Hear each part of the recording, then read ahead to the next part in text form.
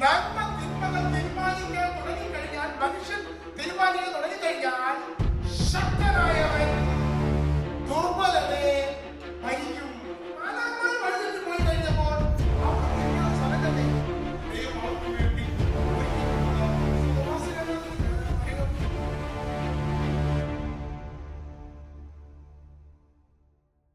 ഭരണഘടനയുണ്ട് എന്ന് പറഞ്ഞുകൊണ്ട് ചില കുഗ്രാമങ്ങളിൽ പോയി കഴിഞ്ഞാൽ അവര് ജന്മിണ്ടായിരിക്കും.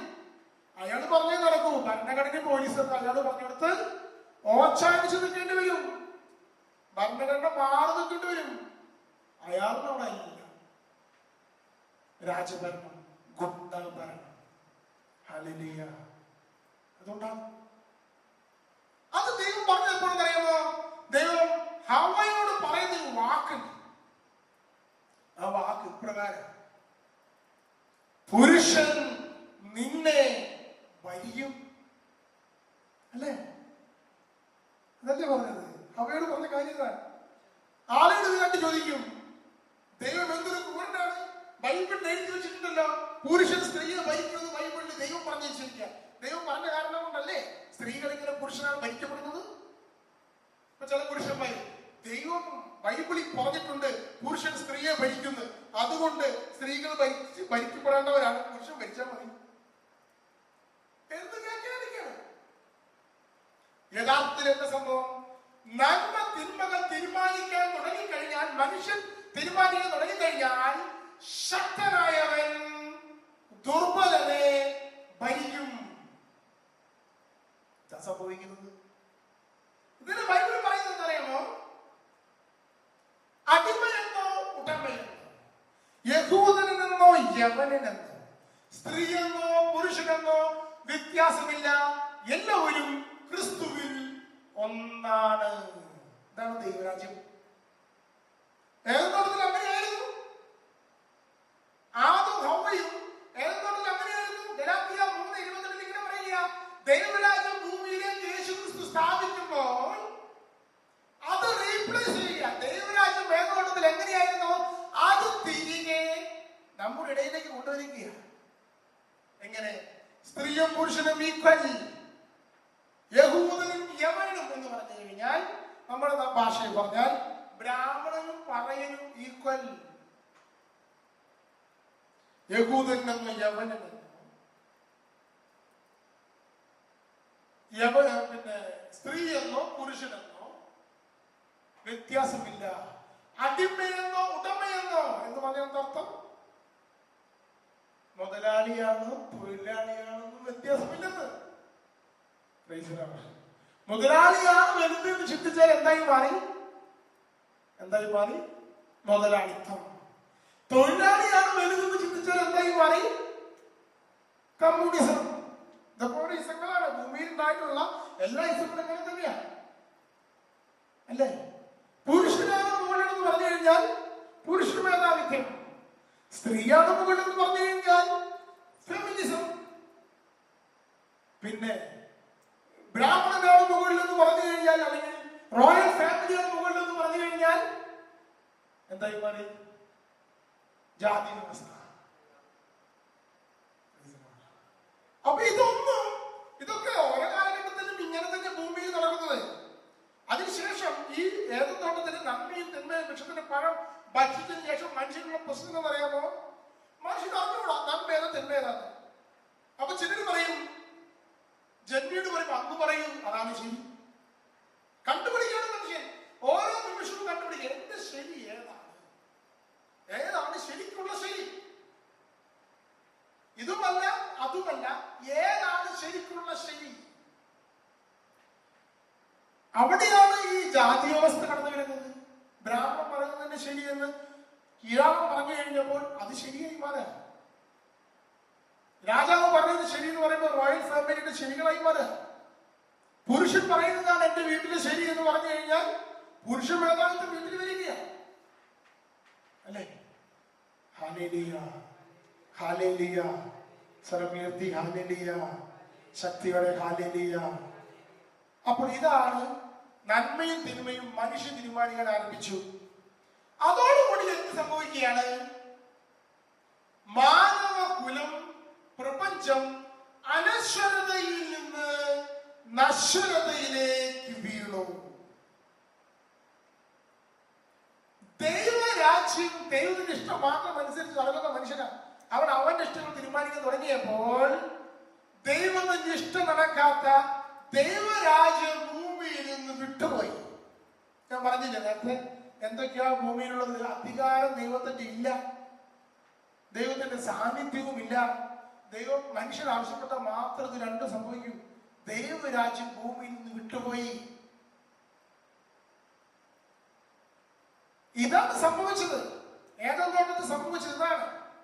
അതോടുകൂടി ദൈവികമായതെല്ലാം നഷ്ടമാവുകയാണ്. യഥാർത്ഥത്തിൽ ഈ ഒരു വസ്തുത ആദ്യം സംഭവിക്കുന്നുണ്ട്.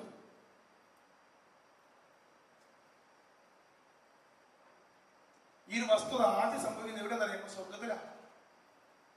സ്വർഗത്തിന് മാലാഖമാർക്കും ഇതേപോലെ ദൈവം സ്വാതന്ത്ര്യം കൊടുക്കുകയാണ്.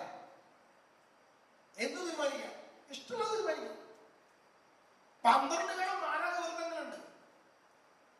അതിന് 3 ഗണം മാലാഖവൃന്ദങ്ങൾ എന്ത് തീരുമാനിച്ചു?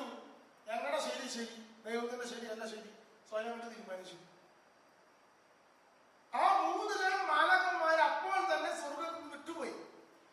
അപ്പോൾ ഈ 9 ഗണം മാലാഖന്മാർക്ക് കാര്യം മനസ്സിലായി. കയ്യിൽ നിന്നും കൂടെ കാര്യങ്ങള് ഓരോ ഗണമായിട്ട് ഞാൻ പോയി, 3 ഗണം പോയി, ഇനി 9 ഗണം ബാലൻസ് ഇടും. എങ്ങനെ രക്ഷപ്പെടും? എങ്ങനെ രക്ഷപ്പെടും? അവിടെ ദൈവത്തിന്റെ മുമ്പിൽ ചേർന്ന് നിന്നു. എന്നിട്ട് ദൈവത്തിലേക്ക് എങ്ങനെ രക്ഷപ്പെടും? അവർക്ക് രക്ഷ ആര് കൊടുക്കും? അവരുടെ ആത്മാക്കൾ അരൂപികളവരെ മലകന്മാർ എന്തെന്ന് അറിയാമോ? ദൈവത്തിന്റെ അടുക്കിലേക്ക് ചേർന്ന് നിന്നു. അവർ ദൈവത്തിന്റെ മഹത്വത്തെ പരിശുദ്ധിയിൽ വാഴ്ത്തിപ്പാടാൻ തുടങ്ങി. പരിശുദ്ധൻ പരിശുദ്ധൻ പരിശുദ്ധൻ പരിശുദ്ധൻ. ദൈവത്തോട് ചേർന്ന് പരിശുദ്ധൻ പരിശുദ്ധൻ പരിശുദ്ധൻ എന്ന് പറയുമ്പോൾ ദൈവത്തിന്റെ പരിശുദ്ധി അവരിലേക്ക് പകരാൻ തുടങ്ങി. ചിലർ ചോദിക്കാറുണ്ട്, ദൈവത്തിന് എന്തിനാ സ്തുതിക്കേണ്ട ആവശ്യം? ദൈവത്തിന് മുഖസ്തുതി കേൾക്കാനിരിക്കുന്നവരാണോ ദൈവം? ദൈവത്തിന് മുഖസ്തുതി കേൾക്കാനൊന്നുമില്ല. ദൈവത്തിന്റെ പരിശുദ്ധിയിൽ നിന്ന് എനിക്ക് എന്തെങ്കിലും കിട്ടണമെങ്കിലേ ഞാൻ ദൈവത്തെ സ്തുതിക്കണം. എന്റെ ഇഷ്ടമനുസരിച്ച് ഞാൻ അങ്ങോട്ട് പോയാൽ ദൈവത്തിന്റെ പരിശുദ്ധി എന്റെ അടുത്തേക്ക് വരില്ല. ദൈവം പരിശുദ്ധി ഇങ്ങനെ തരുള്ളൂ. ബാലകന്മാർക്ക് കാര്യം മനസ്സിലായി. ബാലകന്മാര് ദൈവത്തോട് ചേർന്ന് നിന്ന് പരിശുദ്ധൻ പരിശുദ്ധൻ രക്ഷിക്കണേ രക്ഷിക്കണേ പരിശുദ്ധൻ പരിശുദ്ധൻ ചേർന്ന് നിന്നപ്പോൾ ദൈവത്തിന്റെ പരിശുദ്ധി അവരിടയിലേക്ക് വ്യാപിക്കാൻ തുടങ്ങി. ആ 3 ഗണം വഴിപഴച്ചു പോയ 3 ഗണം സ്വർഗത്തിൽ നിന്ന് വിട്ടുപോയി. അതാണ് മിഖായേൽ മാലാഖ വാളെടുത്ത് യുദ്ധം ചെയ്ത് പിശാചിന്റെ സ്വർഗത്തിൽ നിന്ന് തട്ടിയിട്ടു എന്നാണ് അർത്ഥം. വാളുമില്ല, പരിചയമില്ല. നമ്മളിപ്പോ എന്താ കാണുന്നത്? റോമൻ പട്ടാളക്കാരന്റെ വേഷത്തില് മിഖായേൽ മാലാഖ ഇങ്ങനെ നിൽക്കും, കയ്യിൽ വാളും പിടിച്ച് നിൽക്കും, യുദ്ധം ചെയ്തിട്ട് പിശാചിനെ തള്ളി താഴെ ചിത്രം കാണും. നമ്മൾ വിചാരിക്കുന്നത് എന്താ? ആ മിഖായേൽ മാലാഖ റോമൻ പട്ടാളക്കാരെ പോലെ ട്രൗസർ ഇട്ടിട്ട് വാളൊക്കെ എടുത്തിട്ട് കുതിരപ്പുറത്ത് നടക്കുകയാണ്. നമ്മൾ തെറ്റിദ്ധരിക്കുക. അങ്ങനെയൊന്നുമില്ല. ഇതാണ് സംഭവം. അരൂപികള് ഇന്നത്തെ കാലത്താണ് ചിത്രം വരയ്ക്കുന്നുണ്ടെങ്കിൽ AK-47 തോക്കും പിടിച്ചിട്ട് നമ്മൾ ഉണ്ടാവുന്നതാണ്. അന്നത്തെ കാലത്തെ റോമൻ പട്ടാളക്കാരുടെ വേഷത്തൊക്കെ ഹല്ലേലൂയ. അരൂപികളാണ് അവർ. ദൈവത്തിന്റെ അരികിൽ പരിശുദ്ധൻ പരിശുദ്ധൻ എന്ന് പറഞ്ഞുകൊണ്ട് ഇങ്ങനെ സ്തുതിച്ചുകൊണ്ട് മഹത്വപ്പെടുത്തിക്കൊണ്ടിരിക്കുക. അപ്പോൾ അവർക്ക് പരിശുദ്ധി ലഭിച്ചുകൊണ്ടിരിക്കുകയാണ്. അങ്ങനെ അവർ പരിശുദ്ധി സ്വീകരിക്കുന്നത്. അതുകൊണ്ടാണ് നാം സ്തുതിച്ച് പ്രാർത്ഥിക്കണം എന്ന് പറയുന്നത്. പക്ഷേ അവർക്ക് വിട്ടുപോയവർക്ക് തിരികെ വരാൻ, സ്വർഗത്തിൽ വരാൻ സാധ്യമല്ല. എന്താ കാരണം? അവർ അരൂപികളാണ്. അവർക്ക് പാപത്തിന്റെ ശമ്പളമായ മരണം സഹിക്കുവാനായിട്ടൊരു ശരീരം ഇല്ല. മനുഷ്യനെ സംബന്ധിച്ചിടത്തോളം പാപം ചെയ്തു കഴിഞ്ഞ് മനുഷ്യന്റെ ദൈവത്തിന്റെ ഹിതത്തിൽ നിന്ന് മാറി അവൻ നന്മ തിന്മ മനുഷ്യന്റെ പഴം ഭക്ഷിച്ചു കഴിഞ്ഞപ്പോൾ അവരെ സംബന്ധിച്ചിടത്തോളം മരണം സഹിക്കുവാൻ ഒരു ശരീരമുണ്ട്. മനസ്സിലായോ? ഇതാണ് പ്രാധാന്യം. അതുകൊണ്ടാണ് ശരിക്ക് മാലാഖമാർ എന്ത് സംഭവിച്ചത്? സ്വർഗത്തിൽ നിന്ന് വിട്ടുപോയി. നേരെ വിട്ടുപോയി, സ്വർഗത്തിൽ നിന്ന് പോയി അല്ലേ? അവർ നിത്യതകത്തേക്ക് പോയി. പിന്നെ അവർക്ക് തിരിച്ചുവരവുണ്ടോ? തിരിച്ചുവരവുണ്ടോ? ഇല്ല. അപ്പൊ അവർക്ക് തിരിച്ചു വരാൻ പറ്റുന്നത് കാരണം ദൈവം എന്തെന്ന് പറയുമ്പോ ദൈവം ആദിയിൽ എന്തൊക്കെ സൃഷ്ടിച്ചത്? ആദിയിൽ ദൈവം ആകാശവും ഭൂമി സൃഷ്ടിച്ചു. എന്തൊക്കെ സൃഷ്ടിച്ചു? എത്ര കാര്യം സൃഷ്ടിച്ചു? 2 കാര്യം സൃഷ്ടിച്ചു അല്ലേ? എപ്പോഴാണ് സൃഷ്ടിക്കുന്നത്? ആദിയിൽ. ആദി എന്ന് പറയുന്നത് ടൈം, സമയം ആരംഭിച്ചപ്പോഴാണ് ദൈവം സൃഷ്ടിക്കുന്നത്. സമയത്തിന് മുമ്പ് ദൈവം മാത്രമേ ഉള്ളൂ. മനസ്സിലാവുന്നുണ്ടോ? അപ്പൊ സമയം ആരംഭിച്ചു കഴിഞ്ഞപ്പോൾ ദൈവം സൃഷ്ടിക്കണം എന്ത്? ആകാശവും ഭൂമിയും. ആകാശം എന്ന് പറഞ്ഞാൽ എന്താ? ഈ കാണുന്ന ആകാശമാണോ? ആണോ? സൂര്യനും ചന്ദ്രനുമാണോ? അല്ല. സ്വർഗത്തിൽ പറയുന്നത് വേറെ ആകാശം. നമ്മൾ പറയില്ലേ, വിശ്വാസ പ്രമാണത്തിൽ അദൃശ്യവും ദൃശ്യവുമായ സകലത്തിന്റെയും സൃഷ്ടാവിൽ നമ്മൾ വിശ്വസിക്കുന്നു. അപ്പൊ ആകാശം എന്ന് പറയുന്നത് സർവസ്ഥനായ ഞങ്ങളുടെ പിതാവേ എന്ന് നമ്മൾ ചെറുപ്പത്തിൽ പ്രാർത്ഥിക്കുന്നെങ്കിൽ ആകാശത്തിലിരിക്കുന്ന ബാബാ തമ്പുരാനെ എന്നാ പ്രാർത്ഥിക്കുന്നത് അല്ലേ? ഹല്ലേലൂയ. അപ്പൊ ആകാശം എന്ന് ഉദ്ദേശിക്കുന്നത് സ്വർഗത്തെ, ഭൂമി എന്ന് ഉദ്ദേശിക്കുന്നത് ദൃശ്യമായി കാണുന്ന സകലതും, സൂര്യനും ചന്ദ്രനും നക്ഷത്രങ്ങളും ഒക്കെ ഭൂമി എന്നതിന് ഉദ്ദേശിക്കും. പ്രപഞ്ചം അതാണ് ഉദ്ദേശിക്കുന്നത്, കാണപ്പെടുന്നതൊക്കെ. അപ്പൊ കാണപ്പെടാത്തതാണ് സ്വർഗം. അപ്പൊ നരകം സൃഷ്ടിച്ചിട്ടില്ല. മനസ്സിലാവും? നരകം ദൈവം സൃഷ്ടിച്ചില്ല, ഇതിനെ സൃഷ്ടിക്കേണ്ട ആവശ്യം. പക്ഷെ മാലാഖമാർ വഴിതെറ്റി പോയി കഴിഞ്ഞപ്പോൾ അവർക്ക് ഇരിക്കാൻ ഒരു സ്ഥലമില്ലെന്നേ. സ്വർഗത്തിൽ അവർക്ക് സ്ഥലമില്ല, ഭൂമിയിലും അവർക്ക് സ്ഥലമില്ല. ഭൂമിയിൽ മനുഷ്യന്റെ അധികാരത്തില്ല. അപ്പൊ അവർക്ക് സ്ഥലം ഇരിക്കാൻ. അപ്പൊ എന്താ ചെയ്യാ? ദൈവം അവർക്ക് വേണ്ടി ഒരുക്കി കൊടുത്ത സുഖവാസ കേന്ദ്രത്തിന്റെ പേരാണ് നരകം. അവിടെ എന്താ പ്രത്യേകത? ദൈവത്തിന്റെ പരിശുദ്ധിയും ദൈവവും കടന്നു ചെന്ന് കഴിഞ്ഞാൽ പിശാചിനോട് കിട്ടാൻ സാധിക്കില്ല. അപ്പൊ ദൈവം എന്തെന്ന് പറയുമ്പോ തന്റെ സർവ്വവ്യാപിത്വം അവിടെ നിന്ന് ഇങ്ങോട്ട് മാറ്റി, ദൈവത്തിന്റെ സാന്നിധ്യം അവിടെ നിന്ന് മാറ്റി, ദൈവത്തിന്റെ ചൈതന്യം അവിടെ നിന്ന് മാറ്റി. എന്നിട്ട് ഈ വഴി പിഴച്ചു പോയ പിശാചുക്കൾക്ക് അവിടെ സുഖവാസ കേന്ദ്രം. അത് അവരോട് ചെയ്യുന്ന ദൈവത്തിന്റെ കരുണയാണ്. നമ്മൾ ഞാൻ ഇന്ന് പീഡിപ്പിക്കുന്ന പീഡനം കണ്ടിട്ടുണ്ട്. എന്താ പീഡനം? CCC പറയുന്ന പ്രകാരമാണ് ദൈവം ഇല്ല എന്നുള്ളതാണ് പീഡനം. നമ്മുടെ ആത്മാവ് എപ്പോഴും ദൈവത്തെ ആഗ്രഹിച്ചുകൊണ്ടിരിക്കും. മാലാഖമാരും അതുപോലെ ദൈവത്തെ ആഗ്രഹിച്ചുകൊണ്ടിരിക്കും. ഇത് കിട്ടാതെയായാൽ നമ്മുടെ ആത്മാവ് വളരെയധികം ദുഃഖിക്കും. മാലാഖമാർക്ക് ഇതുപോലെ തന്നെയാണ്. ഇപ്പൊ നമ്മുടെ ആത്മാവ് നമ്മുടെ ശരീരത്തിലിരിക്കണതാ. ഇതൊന്ന് വിട്ടുപോയാണല്ലോ, ഈ ശരീരത്തിൽ നിന്ന് പുറത്തേക്ക് പോയാണല്ലോ. പിന്നെ വസിക്കാൻ സ്ഥലമില്ലെന്നേ. പിന്നെ എങ്ങോട്ട് പോകും? എവിടെ പോകും? പിന്നെ നാശമാണ് ഫലം, നാശം. Hallelujah, hallelujah, hallelujah. ഇതാണ് മാലാഖമാർ വഴി പിഴച്ചു പോയ മാലാഖമാർ പിശാചിന് വേണ്ടി യേശു പറയുന്നുണ്ട്. മത്തായി 25-ാം പിശാചിനും അവന്റെ ദുർമാർഗമായി സജ്ജമാക്കിയിരിക്കുന്ന നിത്യനരകത്തിലേക്ക് പോകുകയും. അപ്പൊ ആർക്ക് വേണ്ടി സജ്ജമാക്കിയിട്ടുള്ളത്? പിശാചിന്. മനുഷ്യന്മാർക്ക് സജ്ജമാക്കിയതല്ല. നരകം മനുഷ്യരെ ഉണ്ടാക്കി വെച്ചിട്ടുള്ളതല്ല. ഒരു നാളും നരകത്തെ കൊണ്ട് ദൈവം ആഗ്രഹിക്കുന്നുമില്ല. പക്ഷെ ദൈവത്തെ വേണ്ട എന്ന് പറയുന്ന സമൂഹം എങ്ങോട്ട് പോകും? നരകത്തേക്ക് പോകും. ഹല്ലേലൂയ. അതിനെപ്പറ്റി ഞാൻ അടുത്ത ക്ലാസ്സിൽ നരകത്തെ പറ്റി കൊടുക്കുമ്പോൾ പറയാം. അപ്പൊ മാലാഖമാർ അങ്ങനെ നിത്യനാശത്തിലേക്ക് പോയി. അടുത്തോടും മനുഷ്യന്റെയാണ്. മനുഷ്യൻ ഇതാ പറയുന്നു, ദൈവത്തിന്റെ ശരിയല്ല ശരി, എന്റെ ശരിയാണ് ശരി. അവിടെയും അഹങ്കാരം കടന്നു വന്നു, സ്വന്തം ശരികൾ തീരുമാനിക്കാൻ തുടങ്ങി. അപ്പൊ അടുത്ത സ്റ്റെപ്പ്, ആ സ്പോട്ടിൽ എന്ത് സംഭവിക്കുകയാണ്? മനുഷ്യന്റെ നാശം സംഭവിക്കുകയാണ്. മനുഷ്യൻ നശിച്ചു അല്ലേ? മാലാഖയ്ക്ക് വേണ്ടിയിട്ടുണ്ടായത് മനുഷ്യന് നശിക്കുകയാണ്. മനസ്സിലാക്കണം. ദൈവം എന്താണ് ആദ്യം അവരോട് പറഞ്ഞത്? നന്മ തിന്മകളെ കുറിച്ചുള്ള അറിവിന്റെ പഴം ഭക്ഷിച്ചാൽ തത്സമയം നീ മരിക്കും. ആ നിമിഷം നീ മരിച്ചു. അവർ മരിച്ചു. മരിച്ചില്ല ശരിക്കും. നമ്മൾ മരിച്ചില്ലെന്ന് കാണുക. എന്താണ് മരണം? എന്താണ് മരണം?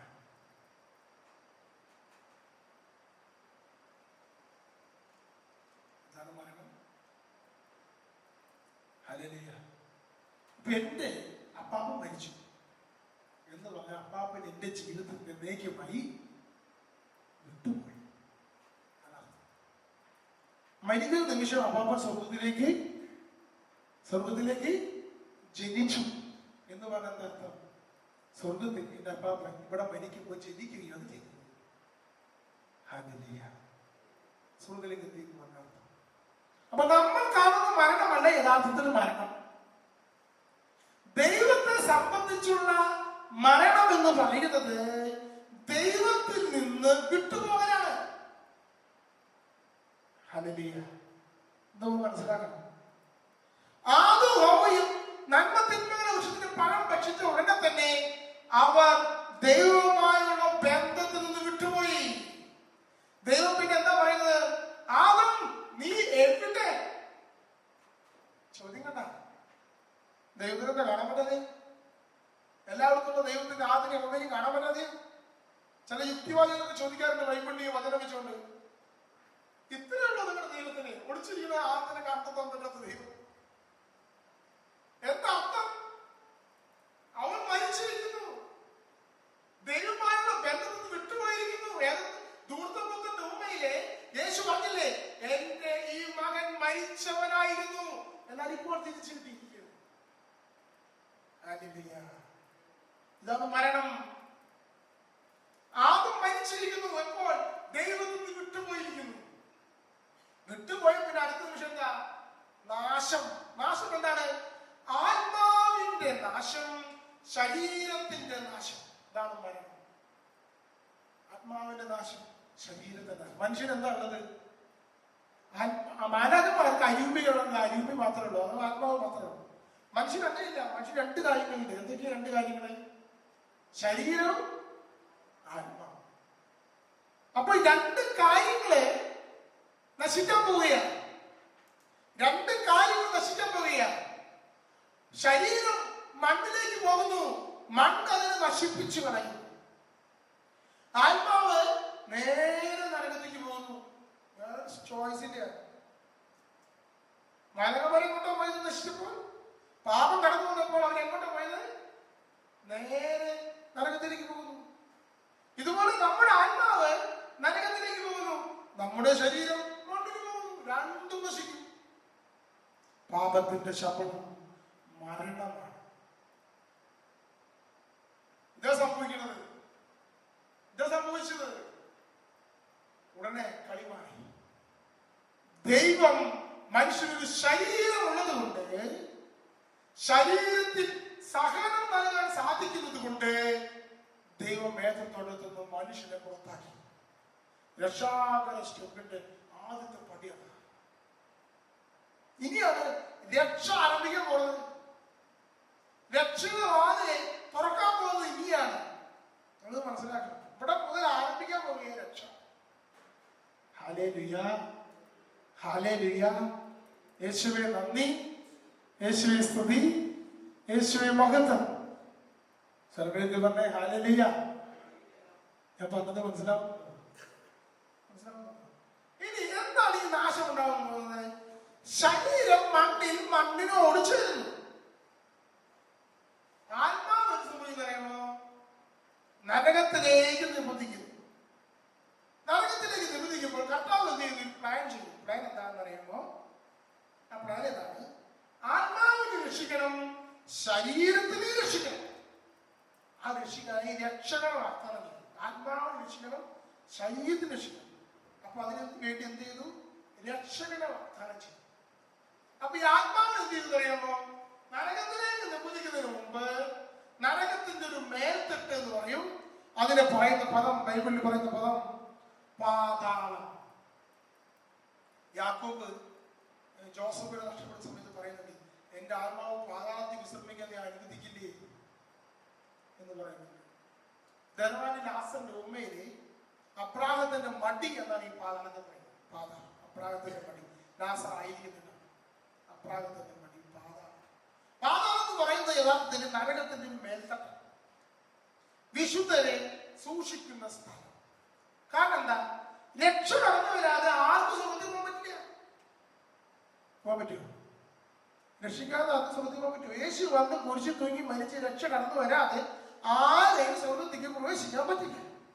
അതുകൊണ്ട് അവരെ കീപ്പ് ചെയ്ത് അതുവരെ സൂക്ഷിക്കുന്ന സ്ഥലത്തെ പറയുന്ന പേരാണ് പാതാളം, അല്ലെങ്കിൽ അബ്രാഹത്തിന്റെ മടി. ഹല്ലേലൂയ. ആ വിഷയത്തിൽ നെസ്കറ്റോളജിക്ക് വിഷയം പഠിക്കുമ്പോൾ കൂടുതലായിട്ട് പറയാം.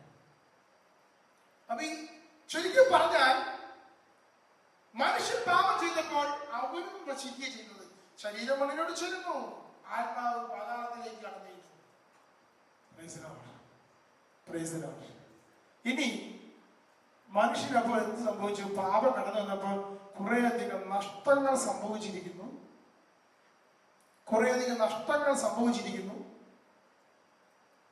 രക്ഷ എന്ന് പറഞ്ഞു കഴിഞ്ഞാൽ അതൊക്കെ എന്ത് ചെയ്യണം? തിരിച്ചു തരണം. വേണ്ടേ? രക്ഷ എന്ന് പറഞ്ഞാൽ എന്ത് ചെയ്യണം? ഇതൊക്കെ തിരിച്ചു കിട്ടണം. ഏതെന്തോട്ടത്തിന്റെ അനുഭവത്തിലേക്ക് തിരികെ നമ്മൾ പ്രവേശിക്കണം. ഹല്ലേലൂയ. സ്വരമേൽപ്പി ഹല്ലേലൂയ. ശക്തിയോടെ ഹല്ലേലൂയ. ഏതെന്തോട്ടത്തിന്റെ അനുഭവത്തിലേക്ക് നമ്മൾ തിരികെ പ്രവേശിക്കണം. അതിനെ രക്ഷ എന്ന് പറയുന്നത്. അപ്പോൾ രക്ഷകനെ വാഗ്ദാനം ചെയ്യുന്നത് ഏതെന്തോട്ടത്തിൽ ദൈവം ഒരു രക്ഷകനെ വാഗ്ദാനം ചെയ്യുന്നുണ്ടെങ്കിൽ ആ രക്ഷകൻ എന്ത് വേണം? ഇതൊക്കെ തിരിച്ചു തരണം. കുറെ കാര്യങ്ങൾ പോയി. എന്തൊക്കെ പോയി? ധാർമ്മികത പോയി. നിയമം എന്തെന്ന് മനുഷ്യന് അറിഞ്ഞുകൂടാ. ദൈവത്തിന്റെ ശരികൾ എന്തെന്ന് അറിഞ്ഞുകൂടാ. ഇനി എന്തൊക്കെ കാര്യങ്ങളാണ് ഏതെന്നോടൊന്നും നഷ്ടപ്പെട്ടു പോയത് എന്ന് നമുക്ക് ധ്യാനിക്കാം.